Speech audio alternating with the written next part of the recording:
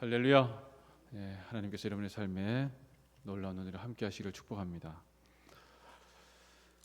성경에서 욥기, 일전에 한 신학교의 교수님이었는데 욥기가 경전에 들어가지 않는다 이렇게 얘기를 해가지고 교수직에서 면직된 적이 있었습니다. 아주 그때 당시에 아주 센세이셔널을 했다고 하죠. 욥기라고 하는 내용이 다루고 있는 것이 좀 말이 안 되는 것 같다 이렇게 얘기를 했기 때문에, 또 경전성이 의심된다 이렇게 얘기를 했기 때문에 그런 소위 말하는 징계를 받았습니다. 그분이 뭐 학문적인 성취가 없는 분이라면 뭐 잘 모르고 하는 얘기겠구나 하겠지만, 나름대로 그쪽에서는 일가견을 이루었던 분인데 하루아침에 다 없애버렸죠. 그만큼 욥이라고 하는 것이 우리가 보기에 그냥 이해하기가 그렇구나 쉽게 이해될 수 있는 책은 아닙니다. 욥의 이야기를 잘못 이해하게 되면 3장으로 끝나요. 뭐 1, 2, 3장 정도 읽고 마지막 장 읽으면 끝납니다. 중간에 있는 게 왜 필요한지 잘 모르면 욥에 대해서 이해하기가 참 어렵죠. 실제로 이 욥기가 하루아침에 완성되었다고 보기는 쉽지 않습니다. 한 사람이 일필휘지로 썼다. 엄청나게 많은 고민 가운데 이 욥이라고 하는 사람의 입을 빌어서 이 세상에 벌어지고 있는 문제들에 대해서 질문하고 있는 겁니다. 자, 어쨌든 그 질문들에 들어가기 전에 욥이라고 하는 사람의 모습을 한번 보도록 합시다. 욥이라고 하는 사람이 그렇게 큰 징계를 받을 정도의 사람이었는가? 성경의 이 내용에 보시면 욥은 그럴 만한 사람이 아닙니다. 우리와 비교하면 우리는 당연히 그러할 사람일 정도로 욥은 좀 차원이 다른 신앙의 소유자거든요. 욥기 1장 1절에 보시면 우스 땅에, 이스라엘 땅이 아닙니다. 이방 땅인데 욥이라 불리는 사람이 있었습니다. 자, 이 사람이 온전하고 정직하여 하나님을 경외하며 악에서 떠난 자들아. 여러분, 한 사람을 성경은 그 사람의 모든 이렇게 내용이나 모습들을 정리를 할 때 성경에 저는 가장 무서운 점 중에 하나가 한 줄로 설명한다는 거예요. 한 줄로, 딱 한 줄로. 자, 그 사람은 온전했다. 영어로 다른 성경은 다 퍼펙트하다 그러죠. 어떤 성경은 blameless라고 해서 그를 꾸짖을 만한 어떤 모습이 없다 이렇게 봅니다. 죄가 없다라기보다는 진실하고 진정성 있는 사람이다 이렇게 볼 수가 있어요. 즉 마음은 딴 데 가 있는데 하나님 믿는 척하는 자가 아니라는 겁니다. 인격적으로 진실한 사람, 위선적인 사람이 아니었다. 진실한 사람이라는 겁니다. 진실하다는 게 정말 어렵죠. 사람들과 대화하면서 관계를 맺거나 이야기할 때도 내 의도가, 복선이 진실한 의도가 깔려있는 사람은 만나면 만날수록 대화나 관계에서 향기가 납니다. 그런데 그렇지 않으면 가면 갈수록 왜 이렇게 관계가 되는 거지? 라는 생각을 하게 돼요. 나중에 알게 되면 진실하지 않은 백그라운드가 있는 것이죠. 정직합니다. 이 사람은 동업해도 좋을 사람이에요. 그래서 속이거나 문제가 없어요. 여러분, 동업하다가 정말 극단적인 상황 가운데 가는 사람들 참 많이 만나죠. 친구가 다 들어먹다가 뭐 이런 얘기들 흔히 합니다. 수천 년 된 얘기예요. 그만큼 관계를 하거나 사람들과 같이 무엇인가 한다는 게 어렵다는 겁니다. 욥은 그런 사람이 아니었어요. 그는 하나님을 경외하는 사람이었습니다. 어떤 사람인가 하면 애정이 담긴 공경을 하는 사람이었다는 겁니다. 하나님께 대해서 정말 사랑이 뚝뚝뚝 떨어지는, 하나님을 바라볼 때 그런 마음이 가득한 사람이었다는 거예요. 그리고 악에서 떠난 사람입니다. 날마다 회개하는 사람이라는 거죠. 어떤 모습을 보였습니까? 자기 자녀들이 뭐 생일 파티나 무슨 잔치를 하게 되면 꼭 그 다음 날 다 불러와가지고 한 사람당 한 번씩의 번제를, 소위 말하는 속죄 제적을 다 올립니다. 그렇게 해서 그 자녀들의 죄를 혹시나 어떤 거예요? 마음속에 하나님께 대해서 불경한 죄를 저지를까 봐. 자녀들도 겉으로는 정말 잘 키웠다는 겁니다. 누가 보기에 욥은 성품으로 문제가 없는 거예요. 완벽하다는 거예요 지금. 자, 집에 자녀가 몇 명입니까? 아들 7에 딸 3입니다. 아들이 7이고 딸이 3이죠. 숫자가 기가 막히죠. 7과 3이에요. 더하면 10입니다. 10도 좋은 숫자예요. 10계명을 괜히 한 게 아니거든요. 왜 10계명입니까? 손가락이 10개잖아요. 꼽아서 기억하라고 10개 주신 겁니다. 11개 줄 수도 있는데 성경에서 10이라고 하는 숫자는 되게 중요합니다. 그런데 아들 7에 딸 3입니다. 성경에서 장사의 수중에 화살 같은 게 아들입니다. 고대 시대에 아들을 많이 가지고 있다는 것은 다른 자가 쳐들어왔을 때 같이 싸울 수 있는 자예요. 이건 생존의 문제입니다. 그래서 아들이 귀한 것이고 중요한 것이었어요. 지금 시대와는 좀 다를 수 있지만 당대에 왜 그렇게 중요하게 생각했는가 하면 내 목숨을 지켜줄 수 있는 자예요. 그렇지 않습니까? 내가 80이 되고 90이 되었는데 내가 가서 싸우리? 아니잖아요. 아들들이 나가서 아버지 싸우겠습니다. 이렇게 되어야 된다는 거죠. 딸도 셋이 있습니다. 복되지요. 저는 아들 둘 있는데 딸을 원했지만 아내가 코끼리 꿈을 꾸는데 코끼리가 3마리 나타난 바람에 우리 좀 아닌가 보다 뭐 이렇게 농담처럼 한 적이 있었는데 딸이 그만큼 귀해요. 이렇게 귀한 아들과 딸이 있는 또 집에 가축이 얼마나 많습니까? 몇백 마리, 몇천 마리 이렇게 되죠.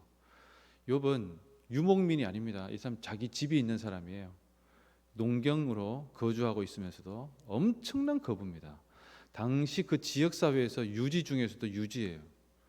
사회적으로 명망이 있고 인품으로 훌륭하고 집안 다복하고 가정 화목하고 사람들이 봤을 때 저 사람은 하나님께서 정말 복주는 사람이다 라고 여기는데 1%도 문제가 없어요.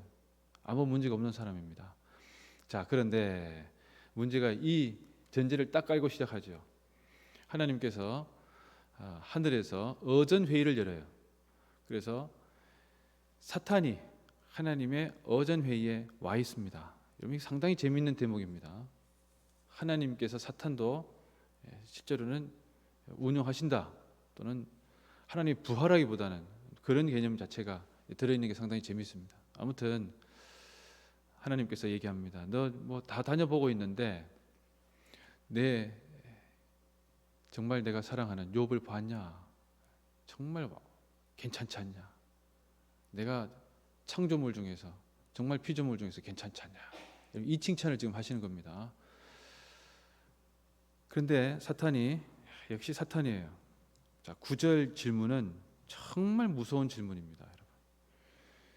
욥기 1장 9절 질문에 엄청나게 많은 사람들이 넘어졌고 엄청나게 많은 사람들이 자빠졌습니다. 1장 9절 한번 읽어보겠습니다. 사탄이 여호와께 대답하여 이르되 욥이 어찌 까닭없이 하나님을 경외하리까. 아멘. 까닭없이 하나님을 경외하리까. 여러분, 하나님을 믿고 의지하는데 까닭이 있느냐? 왜 하나님 믿으셨어요? 여기 계신 분들 왜 하나님을 믿고 있습니까? 왜 하나님을 의지합니까? 어떤 까닭입니까? 여러분, 오늘 가셔가지고 내가 하나님을 믿는 까닭이 뭔지 한번 써보셔도 좋을 것 같아요. 사탄이 하는 얘기가 이겁니다. 10절에 보시면 주께서 그와 그의 집과 그의 모든 소유물을 울타리로 두르심 때문이 아닙니까? 하나님이 알아서 보호해 주니까 주께서 그의 손으로 하는 바를 복되게 하사 그의 소유물이 땅에 넘치게 하셨음이니이다. 하나님께서 복 주시니까 뭐 그렇게 열심히 살아가는 것 아니겠어요? 라고 얘기하는 거예요. 그래서 하나님이 그가 가지고 있는 소유물을 치면 반드시 하나님을 저주할 겁니다. 그래서 욥의 집에 4번에 걸친 엄청난 사건이 발생하죠. 그래서 마지막에 잘 보시면 처음에는 다 소유물을 쳐요. 근데 마지막에 누구를 칩니까? 자기 자녀들을 칩니다. 아들 7에 딸 3인데 이들이 한나라침에 죽어요. 자녀가 없을 때 이 본문을 읽는 것과 자녀가 어려움이나 아픔이 있거나 또는 자녀들이 좀 장성했을 때 이 본문을 읽을 때 좀 느낌이 많이 다르더라고요. 저 어릴 때는 아무 생각이 없었는데, 야, 다른 소유물 죽는 거는 그럴 수 있다고 봐요.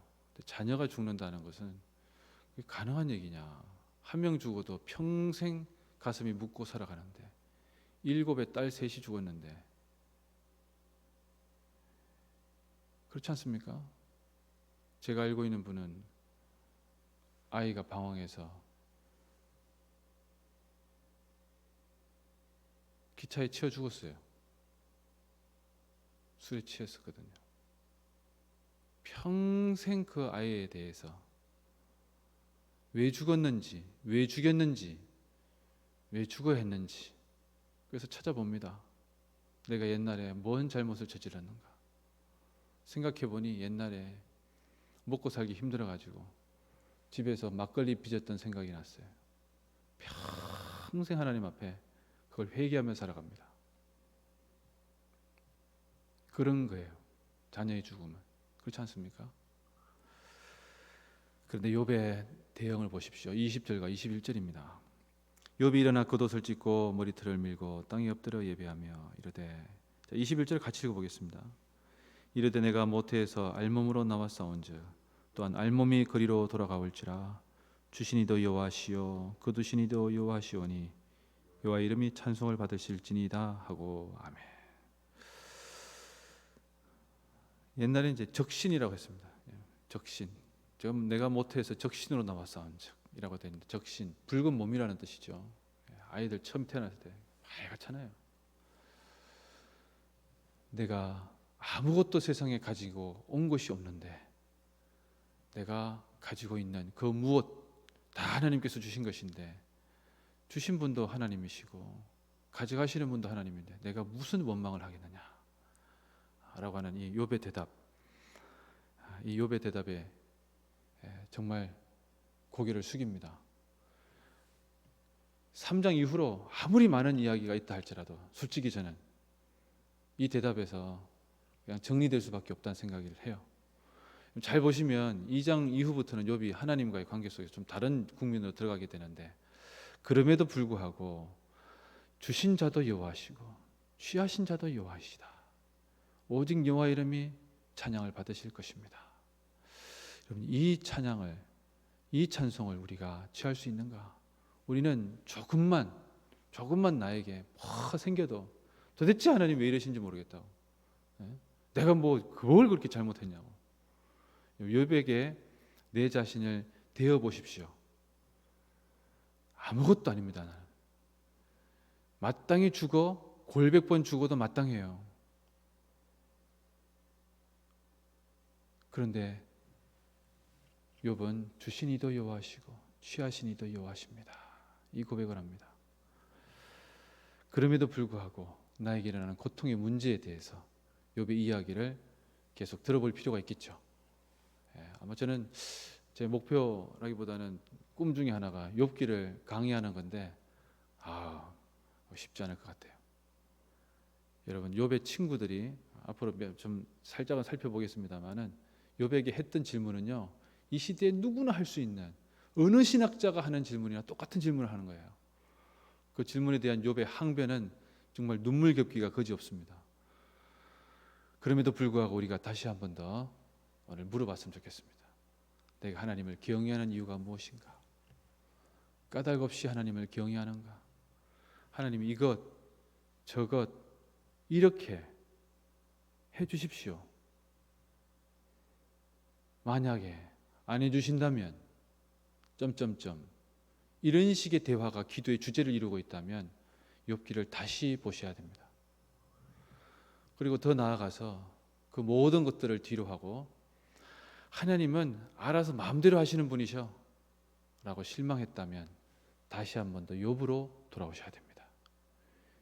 욥에는 그 질문에 대한 물음이 담겨져 있고 실제로 답은 신약성경 예수님의 십자가에 있습니다. 그래서 구약에 한 짝이 있다면, 욥기라고 하는 질문이 있다면 구약은 답을 못해요. 구약은 답을 못합니다. 왜 의인이 고난을 받습니까? 답이 없어요.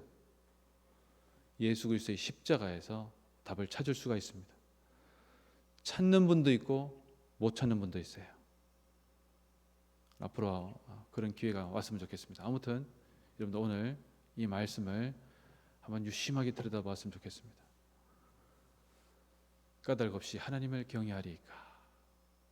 이 질문에 대해서 우리의 대답은 무엇입니까? 기도하겠습니다.